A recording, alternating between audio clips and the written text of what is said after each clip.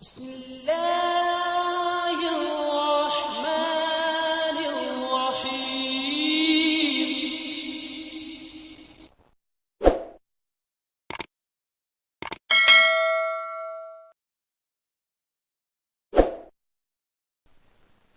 ہم تو رکھتے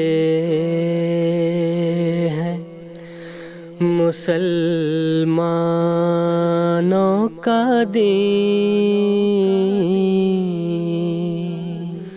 دل سے ہے خدا میں ختم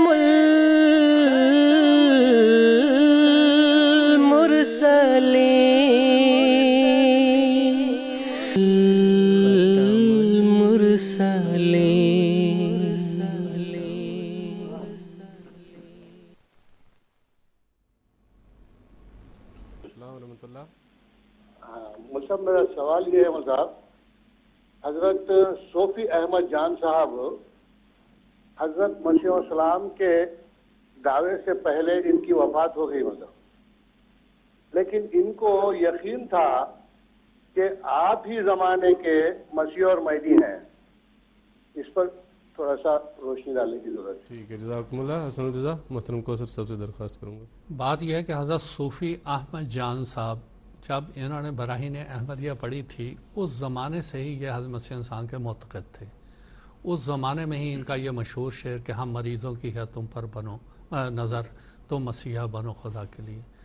تو بات یہ ہے کہ یہ تو اس زمانے سے ہی کہہ رہے تھے کہ یہ حضرت مسیح موعود علیہ السلام اللہ تعالیٰ کی طرف سے مرسل ہیں، مسیح موعود ہیں، مہدی ہیں، بہرحال یہ ان کا اعتقاد تھا۔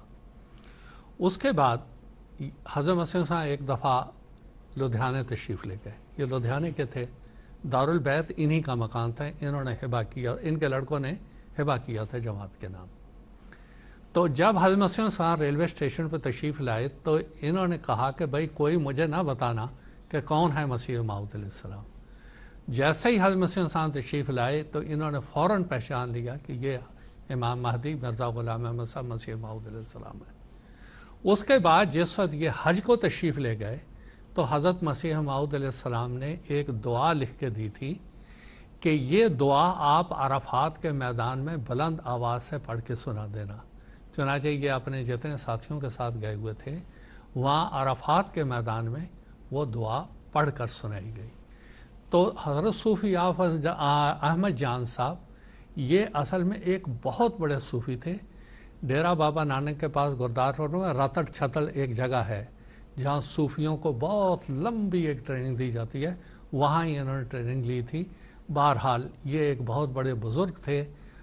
حضرت مسیح انسان نے ان کو اپنے صحابہ میں ہی رکھا ہے کیونکہ یہ اس زمانے کے قائل تھے، اس زمانے سے حضرت مسیح انسان کو سچا سمجھے تھے۔